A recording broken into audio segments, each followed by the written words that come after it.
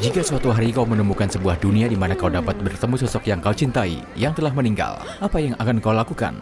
Dapatkah kau mengatasi rasa sakit itu?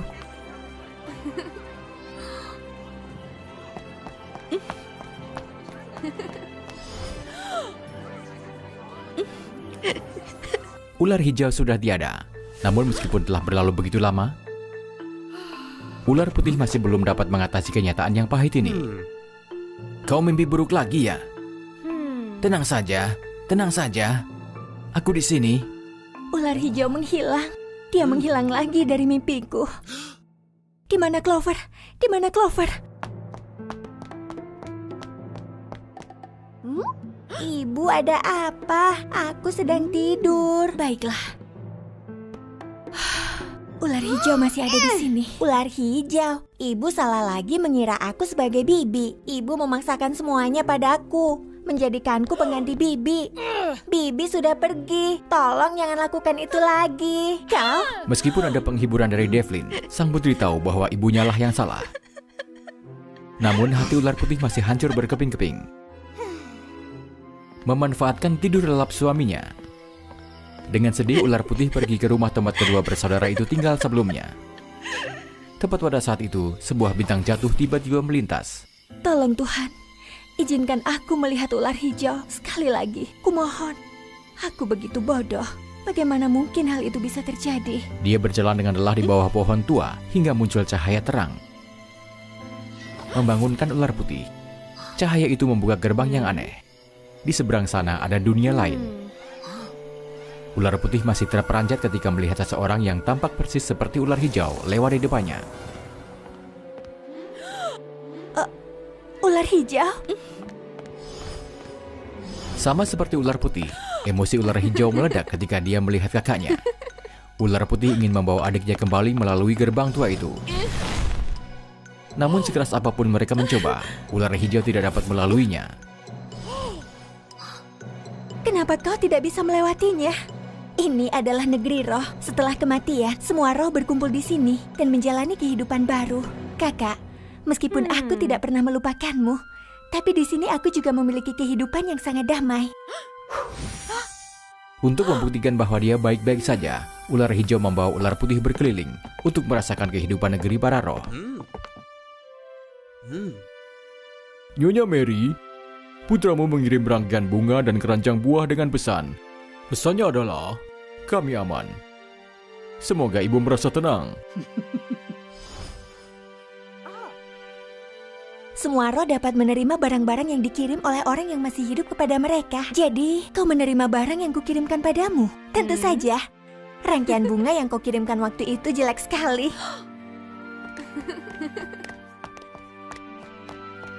Kedua bersaudara itu menghabiskan hari yang sangat bahagia hingga senja tiba. Sayang sekali. Sudah mulai gelap, kakak. Kau harus pulang sekarang. Di negeri ini, saat gelap, iblis liar yang terbentuk dari dendam akan terbangun. Mereka akan terbang di sekitar tempat ini. Dan jika ada aroma roh yang sedikit berbeda, mereka akan membawanya pergi. Kau bukan penghuni negeri roh. Dengan aroma tubuhmu yang masih hidup, mereka bisa dengan mudah menemukanmu. Ular putih dengan enggan kembali ke dunianya. Meskipun dia tidak ingin melakukannya. Jangan bersedih, masih ada gerbang. Besok kau bisa kembali dan mengunjungiku lagi. Saat ular putih melangkah melalui gerbang, dia melihat langit di dunianya sudah terang.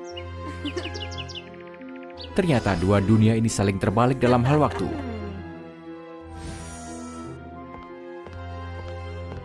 Ketika langit mulai gelap, ular putih kembali ke dunia roh. Tidak ingin melewatkan satu momen pun dengan adiknya. Namun dia terlalu bersemangat dan tiba di negeri para roh sebelum langit benar-benar terang. Dan segera tertangkap oleh makhluk yang sangat menakutkan.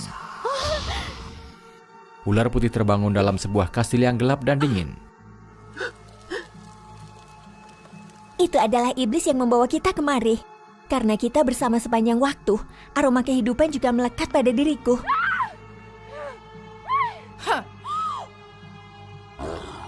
Bukan aroma ini. Dia memiliki jiwa yang murni.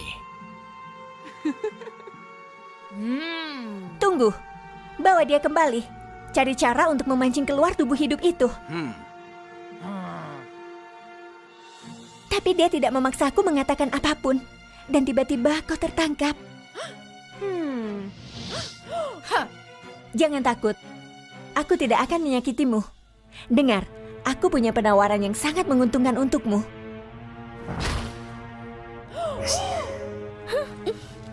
Penawaran yang menguntungkan? Iya, cukup berikan kekuatan magismu. Berhenti menjadi peri. Dan aku akan membantu ular hijau kembali ke negeri kalian. Tidak mungkin. Kakak, jangan dengarkan dia. Namun, itu adalah keinginan terbesar dalam hidup ular putih. Bahkan dia bersedia menukar nyawanya untuk itu. Karena menjadi peri bukanlah apa-apa dibandingkan dengan ini. Dengan kekuatan ular putih, iblis itu berubah dan menjadi sangat kuat. Dia juga menepati janjinya. Sebelum pergi, dia benar-benar melemparkan mantra agar ular hijau kembali ke dunia orang hidup. Kedua bersaudara itu dengan bahagia meninggalkan kastil dan menuju gerbang. Sebelum pergi, ular hijau ingin mengucapkan selamat tinggal kepada teman terdekatnya di negeri roh. Ular hijau sangat bahagia untuk ular putih. Namun sebelum dia bisa selesai berbicara, tubuhnya mulai larut. Mengapa? Mengapa? Mengapa ini terjadi? Aku tidak ingin pergi seperti ini. Ular hijau, tolong selamatkan aku. Tidak mungkin orang tuaku melupakan aku. Setelah kita kembali ke dunia lain, tolong bantu aku mencari tahu mengapa. Benar, ini tidak mungkin terjadi. Kita harus mencari tahu jawabannya. Dalam perjalanan pulang, banyak roh yang berbicara dan tertawa seperti biasa. Tanpa mengetahui mengapa mereka tiba-tiba menghilang.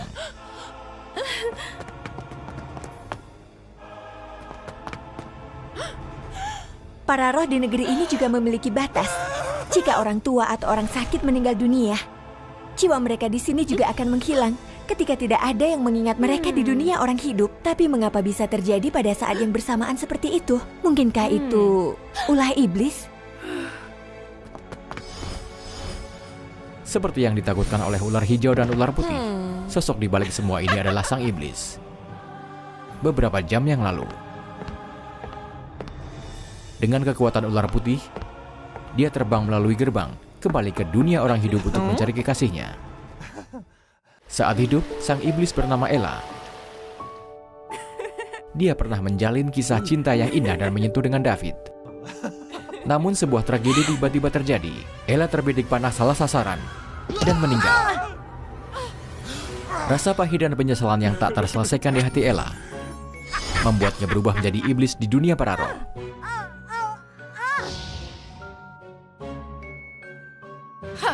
Semakin dekat Ella melihat kekasih yang sangat dia rindukan, semakin hancur hatinya ketika melihat David telah memiliki kehidupan baru yang bahagia.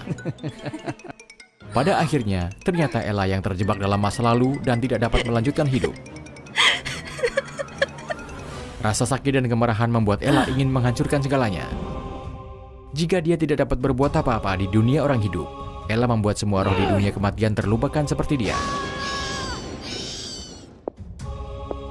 Ketika ular hijau dan ular putih tiba, kenangan orang tentang orang yang telah meninggal menghilang secara perlahan. Itulah alasan mengapa roh di negeri roh tiba-tiba menghilang. Ella ditemukan oleh kedua bersaudara itu saat berdiri di samping makamnya, terlihat sangat sedih dan putus asa. Karena ular putih pernah berada di dunia roh. Meskipun sang iblis tidak dapat berbuat apapun kepada manusia di dunia orang hidup, dia tetap dapat mempengaruhi ular putih. Berhenti, kembalilah ke negeri roh. Ini bukan tempatmu. Lupakan saja, aku lebih baik kehilangan jiwaku daripada kembali ke sana. Dia juga sudah hampir melupakan diriku, dan biarkan aku saja yang menghilang. Tanpa pilihan lain, ular putih harus mengalahkan sang iblis. Kau bodoh, jika kau mengalahkanku, ular hijau akan kembali ke negeri roh. Lebih baik kau membiarkan aku pergi. Aku akan menghancurkan negeri roh, dan ular hijau tidak perlu kembali selamanya. Tidak, Negeri roh adalah tempat bagi mereka yang telah meninggal. Meskipun mereka tidak bisa melihat orang yang mereka cintai lagi, kenangan mereka akan menjadi motivasi bagi para roh untuk hidup di dunia baru. Setidaknya kita akan saling mengingatkan satu sama lain. Lihatlah adikmu ular putih. Dia bahkan tidak mau tinggal bersamamu. Itu tidak benar. Jangan percaya padanya. Lihat, mantra ini hanya memungkinkannya muncul di sini. Dia tidak bisa hidup kembali. Jika dia tinggal di sini, dia hanya akan menjadi roh. Dan dia pasti tidak akan bahagia. Mereka yang telah meninggal harus menghilang sepenuhnya. Jangan seperti aku, memegang luka lama dan mengorbankan segalanya hanya demi dapat mengunjungi kekasihku yang bahkan sudah melupakanku. Bagaimana kalian bisa mengerti? Rasa sakit yang luar biasa melanda sang iblis, menyebabkannya melepaskan seluruh kekuatannya dalam satu serangan terakhir. Pertempuran itu sangat brutal, hingga sinar sihir sang iblis terpantul dan terbang menuju seorang pria yang sedang memasuki pemakaman. Sebelum ular hijau dan ular putih sempat melakukan apapun, iblis itu berlari dengan kecepatan yang menakutkan dan menghalangi pria itu menerima kekuatan penuh dari sihirnya sendiri. Bodoh sekali, meskipun aku menguasai sihir, ini tidak akan mempengaruhinya. Aku masih tanpa sadar ingin melindunginya. Pria itu melangkah melewati sang iblis dan dengan tenang berlutut di samping makam. Dia merapikan makam, seolah-olah sudah menjadi kebiasaannya melakukannya berkali-kali sebelumnya. Dia bercerita tentang peristiwa-peristiwa terkini di sekitarnya, semua hal sepele dan tidak penting.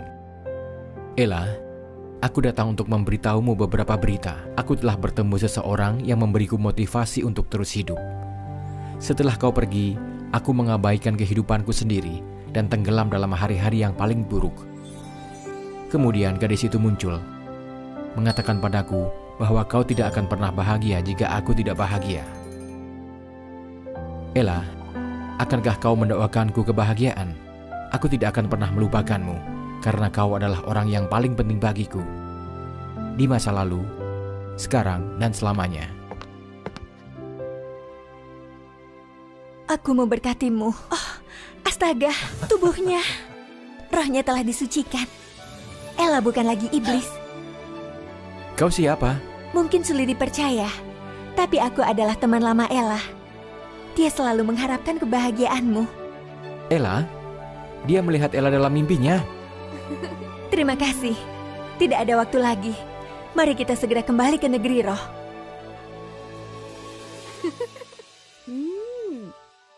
Setelah sang iblis pergi dengan tenang, gerbang itu perlahan-lahan menyempit, seolah-olah bersiap untuk lenyap selamanya.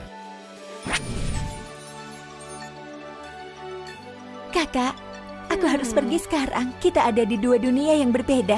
Dan meskipun kita tidak bisa bersama, pada akhirnya kita semua akan menemukan kebahagiaan dalam kenangan indah kita satu sama lain. Aku mengerti. Disitulah aku menemukan kebahagiaanku juga. Aku menyayangimu, adikku. Kedua bersaudara itu tersenyum dan mengucapkan selamat tinggal satu sama lain. Perlahan-lahan gerbang pun tertutup.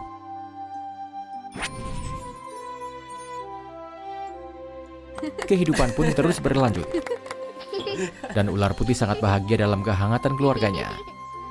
Dia menjadi peduli dengan perasaan putrinya dan tidak memaksanya untuk melakukan hal-hal yang tidak disukai lagi. Ibu dan putrinya menjadi teman dekat. Ibu, ini sungguh aneh.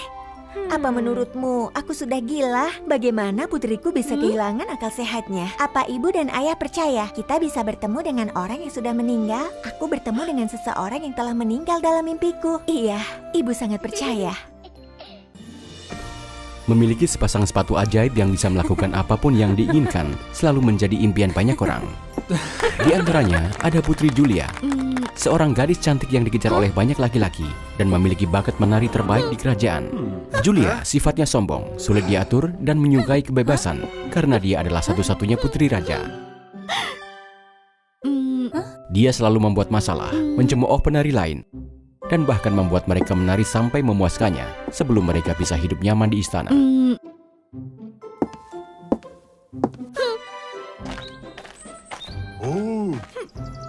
Ketika Julia mencapai usia untuk menikah, raja memperkenalkannya kepada banyak pemuda, tetapi dia menolak mereka. Dia bilang dia hanya suka menari. Namun, raja mengkhawatirkan kebahagiaannya di masa depan tanpanya. Karena itu, dia bertekad untuk mencarikan suami yang cocok. Setelah melihat tekad ayahnya, Julia dengan enggan mengajukan rencana yang menurutnya tidak mungkin dilakukan oleh siapapun. Aku punya keinginan. Aku ingin menikah dengan seseorang yang baik hati, cukup berbakat, serta membawakanku sepasang sepatu dansa yang mewah. Bisa membawaku kemanapun aku mau. Seringan bulu, menari selamanya tanpa henti untuk membuktikan ketulusannya.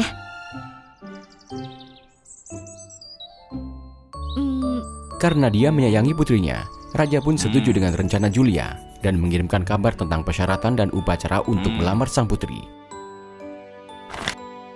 Namun, meski banyak orang membawa sepatu berbahan kristal dan sutra, tidak sesuai dengan standar yang dia tetapkan.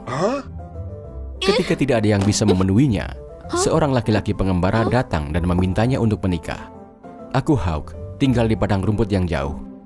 Sepatu pelangi ini kutenun sendiri dari bulu burung mistis yang langka. Ini akan membuatmu berjalan atau bahkan terbang kemana saja dalam sekejap mata, dan tidak akan pernah lelah, tidak peduli seberapa banyak kau menari. Julia tidak percaya sepatu seperti itu ada, tetapi menurut aturan, dia harus mencobanya. Seperti yang dikatakan Hawk, sepatu ini bisa melakukan semua yang diimpikan Julia. Sementara Julia masih tidak percaya dengan kenyataan ini, raja dengan riang menyapa laki-laki itu dan ingin melihat wajahnya. Semua tercengang oleh wajahnya dengan tubuh yang aneh. Tetapi kata-kata raja tidak dapat ditarik kembali hanya karena penampilan orang lain. Jadi dia tetap membayar janji pernikahan kepada Julia dan Hawk.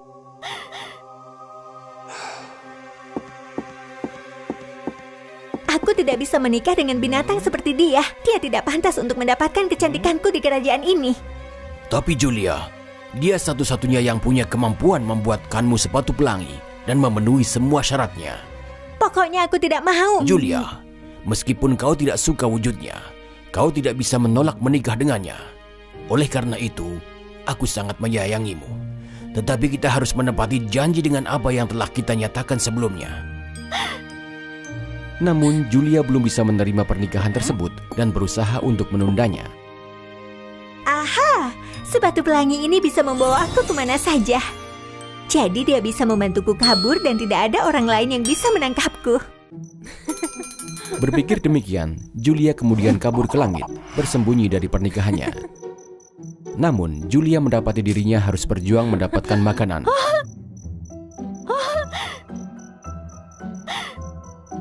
Dan bertemu dengan awan hanya menambah kesengsaraan. Akhirnya, dia lelah dan mulai merindukan istananya yang telah dia tinggalkan. Ditambah lagi, Julia tidak tahu bahwa saat dia tidur, matahari perlahan membakar sepatunya. Tanpa sepatu pelangi lagi, Julia kehilangan sihirnya dan jatuh dari awan. Untungnya, dia diselamatkan oleh sesosok bayangan ketika dia jatuh ke dalam laut.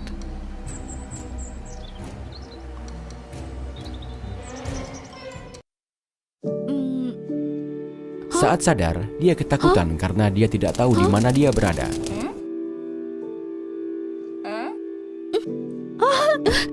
Dia melihat ke bawah dan melihat kakinya terluka. Dia tidak bisa berjalan semudah sebelumnya. Julia, jangan banyak bergerak karena kakimu terluka. Jangan mendekat. Ini karena sepatumu membuatku jadi begini. Tapi kenapa aku ada di tempatmu? Beberapa hari sebelum ada kabar bahwa kau melarikan diri dengan sepatu pelangi, Raja sangat khawatir dan sakit parah. Jadi aku berjanji kepada Raja bahwa aku akan mencarimu di langit setiap hari. Karena aku mengerti bahwa bahan sepatu ini tidak dapat menahan sinar matahari terlalu lama. Ketika aku melihat cahaya jatuh dari langit, aku sadar itu kau dan aku datang untuk menyelamatkanmu. Julia mengerti Hawk telah menyelamatkan hidupnya, tetapi karena sifat sombongnya, dia tetap menyangkalnya.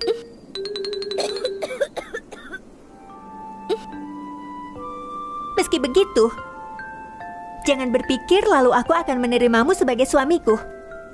Sekarang, bawa aku kembali ke istana. Ayahku pasti khawatir. Atau buatkan aku sepatu pelangi agar aku bisa pulang ke sana sendiri. Kau tidak perlu khawatir, karena aku juga tidak suka dipaksa menikah. Tetapi kau tidak menginginkan suami yang memiliki bakat dan hati, jadi aku akan membuktikan lebih kepadamu agar bisa diterima. Selain itu, ada badai salju di luar. Jadi tinggallah di sini sebentar dan sembuhkan dirimu. Jika kau menginginkan sepatu lagi, aku akan membuatnya setelah badai salju berakhir. Saat ini, burung mitos telah terbang jauh menghindari hawa dingin. Jadi aku tidak punya bahan untuk membuat sepatu. Oleh karena itu, tolong tetap di sini dan istirahat sampai kau pulih. Orang ini, setelah aku memperlakukannya dengan sangat buruk, dia masih mengkhawatirkanku. Tapi meskipun penampilannya buruk, hatinya sangat baik. Aku tidak ingin terikat dengan pernikahan ini dengan manusia binatang seperti dia. Selain itu, karena ayahku sakit, aku ingin melihatnya sesegera mungkin. Julia berpura-pura setuju.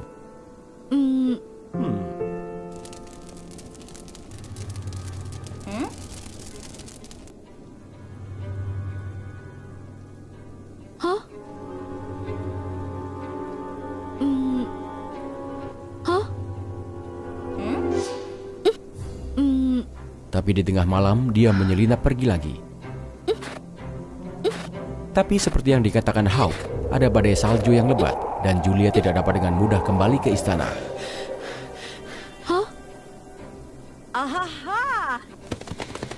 Hei! Ketika dia mencoba untuk naik kereta, mereka menolak memberinya tumpangan karena mereka melihat penampilannya yang kotor, menyedihkan. Jadi dia tetap berjalan di tengah badai dan tidak menyadari luka di kakinya semakin parah. Julia!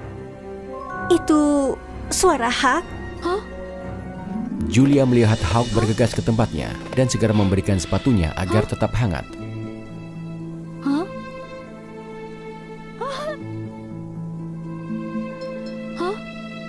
Julia merasa tersentuh dengan kebaikan Hawk, membuatnya sedikit gemetar.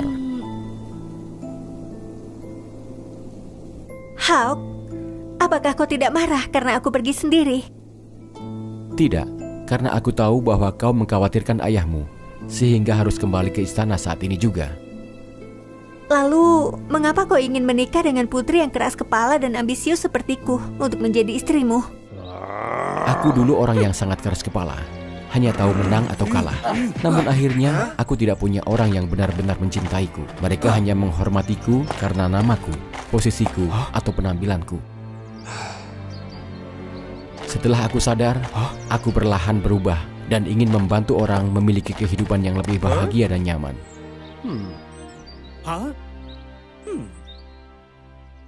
Karena kenyataannya, setiap orang punya kekurangan, kesalahan dalam hidup, seperti kita. Tetapi daripada berdebat, keras kepala, kita harus saling memaafkan dan menggunakan nurani untuk berempati dengan mereka. Saat itulah, kita benar-benar dewasa dan menjadi bebas.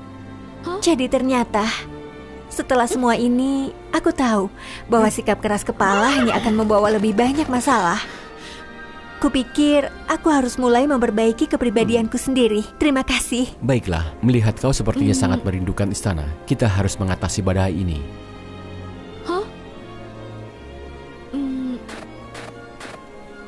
Saat mereka sampai di istana, para penari yang diejek olehnya sengaja mengambil kesempatan untuk menyakitinya dan menantangnya menari. Jika mereka menang, mereka akan mengizinkannya untuk bertemu raja.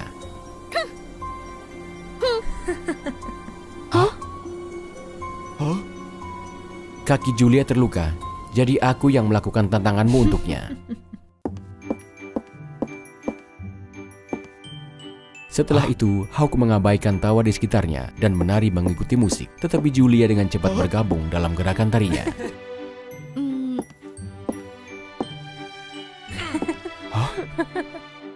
Julia, kakimu masih terluka? Jangan khawatir. Meskipun aku terluka, aku tetap percaya bahwa kemampuan menariku bisa mengalahkan mereka. Selain itu, aku tidak ingin kau selalu menjadi orang yang menderita. Jadi, jika kau ingin membantu, ayo kita menari. Hawk melihat tekad di mata Julia, maka dia setuju dan menari mengikuti musik bersamanya. Tidak hanya itu, ketika Hawk lelah dan lemah, Julia ada di sana untuk menghiburnya, seperti halnya Hawk merawat Julia. Lambat laun, melalui tarian yang merdu, kedua orang itu berangsur-angsur lebih memahami perasaan satu sama lain. Sementara itu, sepatu gadis lain rusak dan membuatnya tersandung.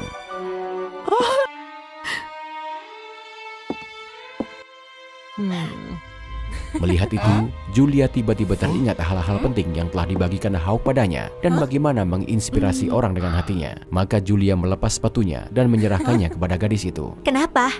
Sang putri tidak hanya merayakan kemenangan, tapi juga memberiku sepatu ini. Seseorang berkata padaku, daripada bertengkar satu sama lain, kita harus menggunakan hati kita yang baik untuk menjadikan mereka teman kita. Selain itu, aku mengerti, bagi kita yang suka menari, kaki ini sangat berharga. Jadi aku ingin menantangmu sekali lagi saat kalian berdua siap untuk yang terbaik. Putri, aku tidak peduli apa yang terjadi padamu di masa lalu, tapi terima kasih banyak atas kebaikanmu. Sama sekali tidak. Itu semua karena tunanganku Hawk. Tiba-tiba, cahaya fajar menerpa Julia dan berubah menjadi sepasang sepatu pelangi untuknya. Keajaiban ini terjadi tepat pada saat Julia belajar memberi sesuatu yang layak diberikan kepadanya. Dan sepatu ini menandai perubahan sang putri sebagai orang yang lebih bijaksana.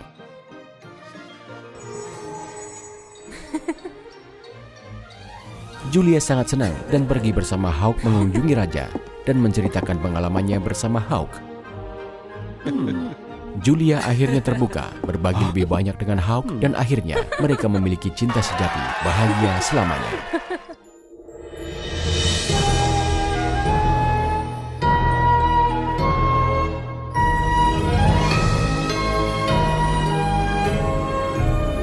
Wah, fairy tales.